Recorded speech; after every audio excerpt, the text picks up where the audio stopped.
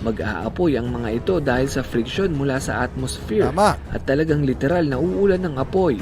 Masusunog ang mga bagay na tatamaan at hindi malabong kumalat ang apoy na dala nito. Grabe, no? Kung mangyayari yan, sasabog ang buwan, eh di global catastrophe. Talagang kakaiba mangyayari sa ating mundo. Pero at saka after that, marami pang mangyayari dahil wala na tayong buwan. Okay, maraming kinalaman yan sa ating sa Earth. Kung ano man yung ikot ng Earth. Number 1 na doon sa pag-ikot natin. Yung axis natin o yung orbit na tinatawag. Yun, mga utol, may kinalaman yung buwan, may control yan. So kapag nangyari yan, na sumabog ang buwan, di pakiramdam ko, magtatapos na ang mundo. Mga karunungan, kaalaman, teorya, kasaysayan, hiwaga, at mga bagong tuklas. Alamin natin. Ngayon, ang ating aalamin naman ay ang mga bagay tungkol sa nangyayari sa ating buwan. Ang buwan natin, mga utol, ay ang nag-iisang natural satellite ng ating mundo. Okay? At saka 'di ba, kapag ang buwan ay bilog o malaki, mataas ang tubig. Ito'y may kinalaman sa ating sa high tide at low tide ng ating mga katubigan o karagatan. 'Di ba? At saka diyan nanggaling ang salitang lunatic. At madami pang iba. So ngayon ating aalamin dito sa ating featured video. Ano nga ba ang nangyayari sa buwan natin? Ano ang kinalaman nito sa Earth? Kapag nawala ba ang buwan, ano ang mangyayari sa ating mundo? Game na. Kamakailan lang ay napansin ng mga dalubhasa na parang kumikindat sa atin ang buwan. Parang may biglang lumiliwanag o biglang may sumisilab na apoy. Ang mga ganitong bagay sa buwan ay tinawag nilang transient lunar phenomenon. Kasama na rito ang biglang pagliwanag, pag-ilaw o maging pag-produce nito ng fog na may iba't ibang kulay. Isang gabi ay napansin ng mga dalubhasa na parang kumakapal ang pagka-crescent nito sa bandang itaas. At nang i-super zoom nila ay nakita na isa itong napakalaking apoy mula sa surface nito. So pwedeng ito'y dulot ng pagputok ng bulkan? Yung pag-kislap-kislap niya? Okay. At ito'y nangyari talaga, mga utol. Ito'y nangyayari. Kaya nga inoobserbahan ng mga eksperto ang ating buwan ngayon.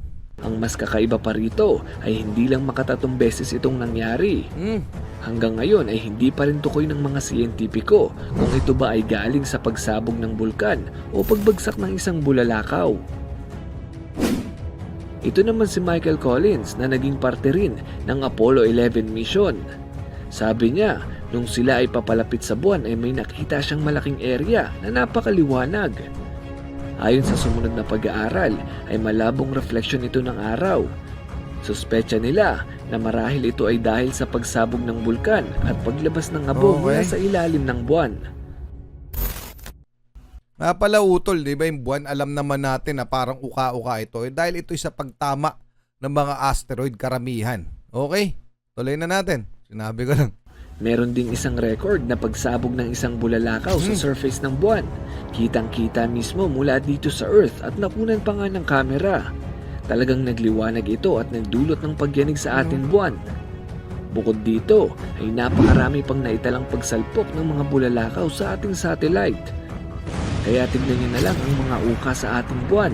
Parang mukha mo, walang paglagyan. Talagang lapitin ng mga bulalakaw ang ating buwan. Tama. Isa ito sa mga dahilan kung bakit hindi ligtas pumunta rito. Kaya naman, ang Artemis mission na magaganap ngayong taon ay talagang plinanong mabuti ng mga siyentipiko. Naglabasan din mula sa iba't ibang bansa ang experience ng mga scientist patungkol sa buwan. Umabot ng hindi bababa sa 3,000 ang listahan ng mga kakaibang bagay na nangyari dito. Ibig sabihin mga utol, nagpaplano ulit ang NASA na pumunta sa buwan. 'Di ba napakatagal na? Ang last na landing nila ay yung 1969 pa, 'di ba?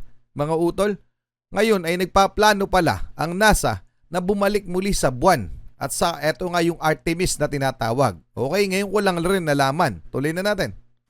Punta pa lang tayo sa exciting part. Marami ang nagtatanong kung bakit nga ba nag-iiba-iba ang kulay ng buwan mula sa Earth. Tama. Una sa lahat, ano ba talaga ang kulay nito? Ayon sa kuha ng NASA, ito ay dusty gray o parang abo na gaya sa bulkan. Pero nang inilabas ng China ang kanilang footage, ay hindi ito dusty gray, Red. kung hindi mamula-mula na parang surface ng Mars. Isa ito sa mga dahilan kung bakit maraming nagsasabi na pineke lamang ng NASA ang pagpunta nila sa buwan taong 1969. Peke lang ba? Hindi mga utol. Ang buwan kasi ay maraming kulay talaga. Yung iba't ibang side niya. Iba-ibang kulay. Marahil yung nalapagan ng US o ng NASA kulay dusty gray nga. O, sa iba naman, yung mga nakita nila, yung kulay pula. At saka, may mga kinalaman dun sa exosphere kasi. So, sana i-discuss dito mga utol. Pero pag hindi, dadagdag ko na lamang. Tuloy na natin. Pero ang totoo ay iba-iba talaga ang kulay ng buwan depende sa area nito. May parte na parang abo, may parte na mamula-mula, at meron ding parte na kulay asul. Nitong nakaraan lang ay nakita ng mga siyentipiko na napakarami palang kulay nito. Talagang kompleto ang nasa rainbow. Ang tawag ng mga siyentipiko dito ay colored gaseous fog. Ito raw ay maliliit na particles ng buwan na kapag tinamaan ng sinag ng araw ay nagre-react sa radiation at nag-iiba ang kulay. Iba ng kulay. Kung gusto nyong malaman ang buong detalye kung bakit nag-iiba-iba ang kulay ng buwan, ay maaari nyong balikan ang videong ito. Okay. Napatunayan na radioactive ang surface ng ating buwan at talagang delikado ito sa tao.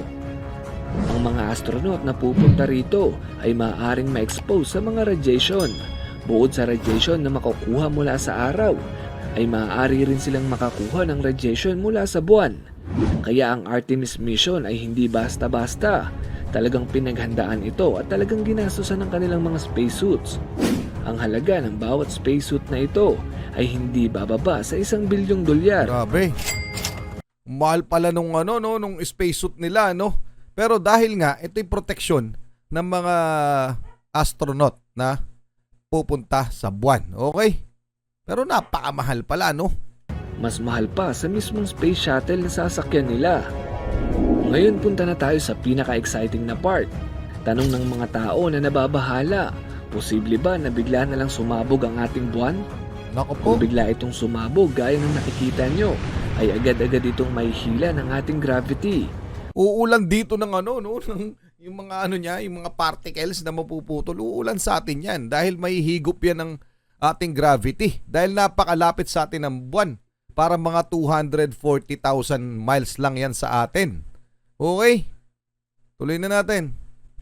Mag-aapoy ang mga ito dahil sa friction mula sa atmosphere. Tama. At talagang literal na uulan ng apoy. Masusunog ang mga bagay na tatamaan at hindi malabong kumalat ang apoy na dala nito. Grabe, no? Kung mangyayari yan, sasabog ang buwan, di global catastrophe. Talagang kakaiba mangyayari sa ating mundo. Pero at saka after that, marami pang mangyayari dahil wala na tayong buwan. Okay, maraming kinalaman yan sa ating sa Earth. Kung ano man yung ikot ng Earth. Number 1 na doon sa pag-ikot natin.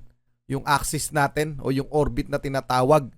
Yun, mga utol, may kinalaman yung buwan, may control yan. So kapag nangyari yan, na sumabog ang buwan, di pakiramdam ko, magtatapos na ang mundo.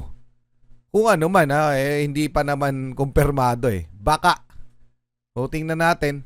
Pero, di ba, kaya pinag-aaralan o binabantayan ng mga eksperto kung ano nangyayari sa buwan kasi kumikislap-kislap ka siya.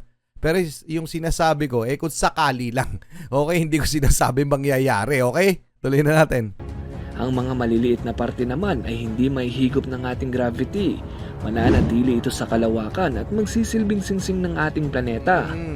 Kapag nangyari ito, hindi na natin masisilayan ang ganda ng gabi dahil mahaharangan nito ang malaking bahagi ng kalawakan.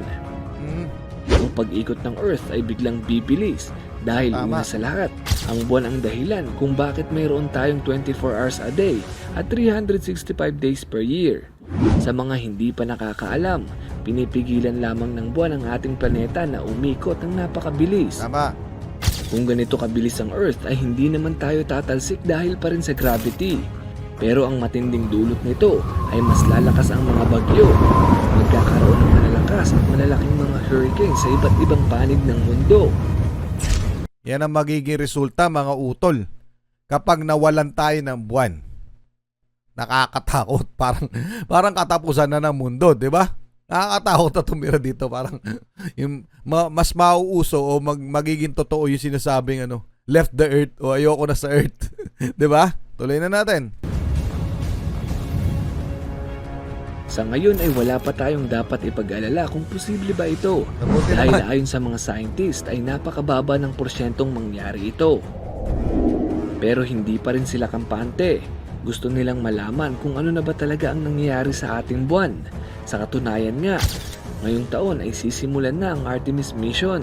At sa taong 2024 ay muling pupunta ang isang grupo ng mga astronaut sa ating buwan. 2024 pa Ngayon pala. na lang ulit may pupunta sa ating buwan makalipas ang 50 taon. Alam nilang mas delikadong pumunta rito kaysa sa Mars, pero patuloy pa rin sila sa kanilang misyon alang-alang sa karagdagang impormasyon na nais nilang iuwi. Kaya kasi nga, marami tumatama mga bulalakaw sa buwan. Okay, kaya delikadong pumunta sa buwan. At saka yung isa pa, may mga sumasabog na bulkan. Okay, yun yung ayon sa kanilang mga pag-aaral, mga utol. At kung gusto nyo pa ng karagdagan dito, mga detalye, i-research nyo na lang. O kaya, balikan natin yung supermoon na tinatawag. Okay? Tuloy na natin. Bukod dito, ay sisimulan na rin magtayo ng moon base camp at plano nila itong matapos sa taong 2028. Layunin nilang makapagtayo ng maliit na tahanan para kayaning magtagal ng mga astronaut dito ng at least 2 buwan. Sa kasalukuyan din ay ginagawa na ng NASA ang isang rover na kayang magsakay ng mga astronaut para mas mapadali ang kanilang trabaho. Bukod sa pagpapatayo ng base camp, ay nais din itong tayuan ng gasoline stop para naman sa malalayong misyon ng NASA. Halimbawa sa Mars, Okay. imbis na magtuloy-tuloy papunta rito, ay Mag-stop. maaari rin daw i-consider na huminto muna saglit sa buwan para magkarga ng gasolina. Pero ang lahat ng ito ay talagang napakahirap gawin dahil sa tinatawag na lunar regolith. Ang karagdagang impormasyon tungkol dito ay mapapanood sa next video na makikita sa dulo. Sinabi pa nga ng mga eksperto na mas madali pang manirahan sa Mars kumpara sa buwan. Kung gusto nyong mapanood ang detalyadong dahilan kung bakit hindi pwedeng tumira sa buwan, ay i-click lang ang picture na ito. Okay mga utol, susunod na natin yan kung bakit hindi pwedeng tumira sa buwan. Pero maganda pa rin yung pinaplano nila na magtayo ng moon base camp, no? Pero matatagalan pa ito mga utol, tsaka delikado. Alam nyo naman kung bakit, dahil na-discuss na. Ayun, subukan nating isunod itong isa, yung bakit hindi maaring tumira sa buwan.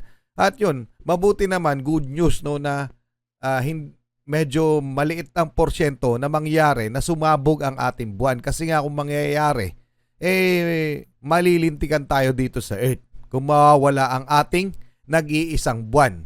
Okay mga utol? Nag-iisang buwan parang isang buwan.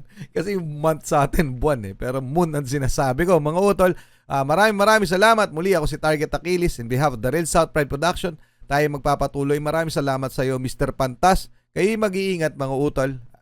Keep safe, God bless at saludo pa rin ako sa inyong lahat. Maraming salamat po.